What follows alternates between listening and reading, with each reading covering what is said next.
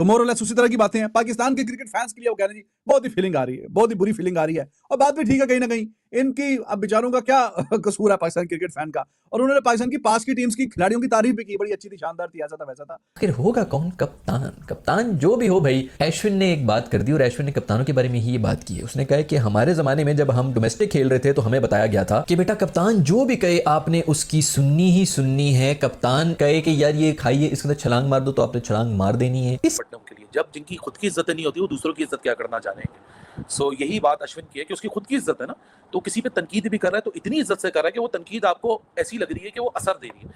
सही बोला अश्विन ने कि एक प्राउड क्रिकेटिंग नेशन पाकिस्तान, उसने जियोपॉलिटिक्स की बात को बिल्कुल मेंशन किया गया यार दोस्तों। और फिर उसके बाद से जलील ही होते रहे। पहले तो हम शॉक में चले गए कि हम तो 1 number 1 Babar, 1 number 1 Imam, 1 number 2 Rizwan, 1 number 3 1 2 3 ODI batter हमारे तीनों, हमारे बॉलर शाहीन नंबर 1 है, शादाब नंबर 1 ऑलराउंडर नहीं है, बोलते नहीं आओ चुप क्यों।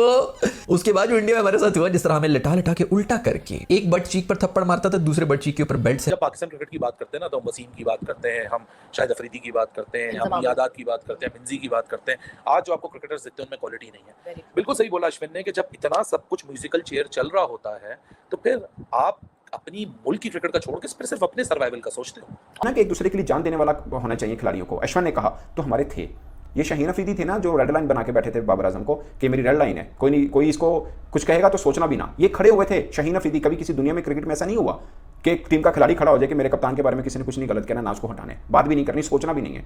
आज पाकिस्तान क्रिकेट बोर्ड कह रहा है कि इनमें आपस में इत्तेफाक नहीं है। फखर, सऊद शकील एंड सलमान अली खान, कितने नाम हो गए? 7 हो गए टोटल। एक टीम में कितने लोग होते हैं? 11। मतलब हम 11 होने तक का इंतजार करते हैं और फिर कैप्टन 11 बनाते हैं। हाँ, कैप्टन पाकिस्तान क्रिकेट को तो आप खुद देखें ना। सब्सक्राइब करिए न्यूज हाईलाइट फर्स्ट चैनल को और बेल आइकॉन को दबाना मत भूलिएगा। और क्रिकेटर है ना जियो पे बैठते हैं जो पूरी जिंदगी से फ्रस्ट्रेटेड है, उनके कप्तान कहते थे ये क्रिकेटर थे। सही कहा सलमान बट ने उनके लिए, जब जिनकी खुद की इज्जत नहीं होती वो दूसरों की इज्जत क्या करना जानेंगे। सो यही बात अश्विन की है कि उसकी खुद की इज्जत है ना, तो किसी पे तनकीद भी कर रहा है तो इतनी इज्जत से कर रहा है कि वो तनकीद आपको ऐसी लग रही है कि वो असर दे रही है। सही बोला अश्विन ने कि एक प्राउड क्रिकेटिंग नेशन पाकिस्तान, उसने जियोपॉलिटिक्स की बात को बिल्कुल मेंशन किया गया यार देखो जो हमारा जियोपॉलिटिकल डिफरेंस है वो अपनी जगह है, लेकिन एज अ क्रिकेटर अगर बात करें तो एक प्राउड क्रिकेटिंग नेशन के प्राउड क्रिकेटर्स जो पैदा किए गए हैं, और एक तरफ हमारी तरफ देखो मीडियोक्रिटी को सेलिब्रेट। मतलब आज जमाने में ना वसीम अकरम को कोई मानता है, ना ज़हीर अब्बास को कोई मानता है, ना मियादाद को कोई, और इसमें फॉर्मर क्रिकेटर्स सबसे बड़े मुजरिम हैं। उन्होंने आज के न्यू एज फैंस को बताया मियादाद कौन से बल्लेबाज थे? बल्लेबाज तो बाबर आजम है। बाबर आजम की तारीफ नहीं करोगे तो आप एंटी नेशनल हो जाओगे। पीएम बाबर आजम ने रिजाइन किया था, उसके बाद से आप देखिए ना ये वाली बात की म्यूजिकल चेयर की। अच्छा, musical chair Pakistan cricket board तो खेलता ही खेलता है। बाहर के लोगों का सोचिए जिसमें हम लोग भी शामिल होते हैं। अगले दिन अभी बाबर के रिजाइन को एक्सेप्ट भी नहीं किया गया। चार आर्टिकल्स और 6 व्लॉग्स हो चुके हैं कि रिजवान से तो कप्तानी की बात हो चुकी है, रिजवान ने शर्तें भी रख दी हैं, मतलब अभी एक्सेप्ट नहीं किया पाकिस्तान क्रिकेट बोर्ड ने, लेकिन बात हो चुकी है। अब आप सुनते रहिए। सबसे पहला कैंडिडेट आया रिजवान अगली सुबह, उसके बाद कैंडिडेट बना शाहीन, ठीक है। फिर कुछ देर बाद जब एक दिन रिजवान और शाहीन का मामला चलता रहा तो लोगों ने शताब खान का पत्ता फेंका, ठीक है। अब गिनते ना कितने नाम मैंने ले लिए अभी तक? 3 हो गए ना। 24 घंटे भी नहीं गुजरे थे बाबर के रिजाइन को। शाहीन, शादाब, ठीक है। पाकिस्तान क्रिकेट बोर्ड ने कुछ तकरीबन 14.5 घंटे बाद वो रिजाइन को एक्सेप्ट किया और प्रेस रिलीज जारी की। उस वक्त तक 3 नाम आ चुके थे, ठीक है। 2 अक्टूबर गुजर गई, 3 अक्टूबर गुजर गई, 2 अक्टूबर को एक और नाम आया T20 कैप्टनसी के लिए, मोहम्मद हारिस। कितने प्लेयर हो गए? 4 हो गए। आज सुबह आर्टिकल्स के अंदर और कल रात से बात हो रही है 3 नाम और आ गए। फखर, सऊद शकील एंड सलमान अली खान, कितने नाम हो गए? 7 हो गए टोटल। एक टीम में कितने लोग होते हैं? 11। मतलब हम 11 होने तक का इंतजार करते हैं और फिर कैप्टन 11 बनाते हैं। हाँ, कैप्टन पाकिस्तान क्रिकेट को तो आप खुद देखें ना कि आप just look at the canvas, just look at the seriousness of our own people. आप तो छोड़ देना कि कौन म्यूजिकल, पाकिस्तान क्रिकेट बोर्ड तो चलता ही चलता है म्यूजिकल चेयर। भाई याजूज माजूज का जो राज है, अब याजूज माजूज खबरें दे रहे हैं क्योंकि इस वक्त कंटेनराबाद में बैठे हुए मोहसिन नकवी, ऐसा लग रहा है कि कंटेनर चेयरमैन एसोसिएशन के चेयरमैन है। सब मोहसिन नकवी पाकिस्तान क्रिकेट बोर्ड के इस वक्त नहीं है, जो हालात इस्लामाबाद में सब है।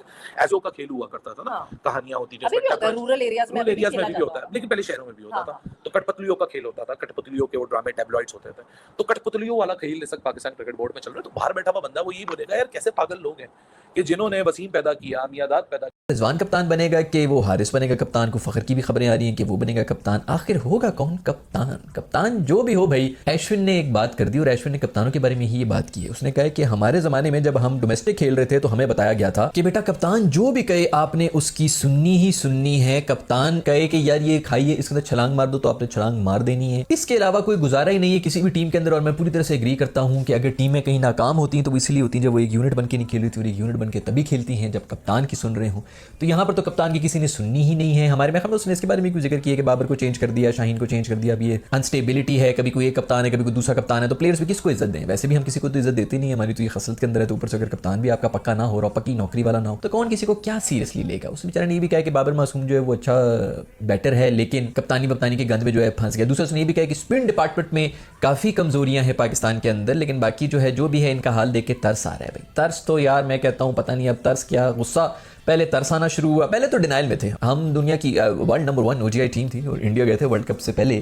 वो एशिया कप एक हुआ था, बारिशों के अंदर हम जलील हो गए थे। वो 2 दिन का टॉर्चर जब चला था वो मेंटली तौर के ऊपर हमारे ऊपर इतना असर किया। उसके ऊपर भी वैसे मेरी एक थ्योरी है कि कैसे वो जो है अच्छा बच्चा बन के कोहली ने जो है वो सारी एग्रेशन हमने चूज के साइड पे कर दी थी। पता नहीं मैंने पहले शायद जिक्र किया है कि नहीं किया है, कोई अलग एक वीडियो ही बनाएंगे जिसके अंदर हमने जो है वहां पर सारा अपना जो एज थी ना वो सब निकाल दी थी। एक चिकनी चुपड़ी किस्म की थ्योरी है जिसके ऊपर मैं बात करना चाहूंगा। वैसे तो कुछ उसकी लॉजिक नहीं है, लेकिन फिर भी हमें स्पोर्ट्स के अंदर उसकी लॉजिक बनती है कि एग्रेसिव माइंडसेट के साथ आप जो है वो खुश अखलाकी से किस तरह एग्रेसिवनेस को साइड पे कर देते हैं और फिर वो जाके भाग भी जाते हैं। उस पर किसी और वीडियो के अंदर बात कर लेंगे, लेकिन जो भी हो वो दिन था बस उस पर हम जलील हुए थे दोस्तों, और फिर उसके बाद से जलील ही होते रहे। पहले तो हम शॉक में चले गए कि हम तो 1 number 1 Babar, 1 number 1 Imam, 1 number 2 Rizwan, 1 number 3 1 2 3 ODI batter हमारे तीनों, हमारे बॉलर शाहीन नंबर 1 है, शादाब नंबर 1 ऑलराउंडर नहीं है, बोलते कि नहीं आओ चुप क्यों। उसके बाद जो इंडिया में हमारे साथ हुआ जिस तरह हमें लटा के उल्टा करके एक बट चीक पर थप्पड़ मारता था, दूसरे बट चीक के ऊपर बेल्ट से हमें कोई मार के चला जाता था। बड़ी बहुत तकरीबन मुझे 1.5 से 2 महीने लगे उस शॉक से बाहर आने में। जिस तरह हम इंडिया से भी मैच हारे थे और फिर अफगानिस्तान से जिस तरह 1 साइडेड हम हार रहे थे, ऐसे बगैर दांतों वाली वेल मछली की तरह चक्कियां मार रहे थे हम ऑपोजिशन के ऊपर। बहुत बड़ा मुंह खोल के उनको